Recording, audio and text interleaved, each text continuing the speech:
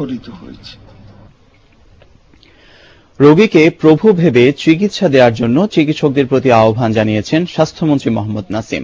বুধবার নতুন নামে ইউনিভার্সাল কার্ডিয়াক হাসপাতালের উদ্বোধনী অনুষ্ঠানে প্রধান অতিথির বক্তব্যে তিনি এই আহ্বান জানান। তিনি বলেন, আধুনিক ভবন আর সুন্দর যন্ত্রপাতির পাশাপাশি রোগীকে ভালো চিকিৎসা সেবা দিতে হবে। হাসপাতাল খাতে বিনিয়োগ করে এখন সংখ্যা বাড়ানোর পরামর্শ দেন মোহাম্মদ নাসিম। বাচ্চার লাশ রেখে কোন একটি বেসরকারি হাসপাতাল অর্থ আদায় করেছে, এটা তো কোন চিকিৎসার জন্য সুনাম হতে পারে না, কোন বেসরকারি হাসপাতালের জন্য সুনাম দিকে আনতে পারে না।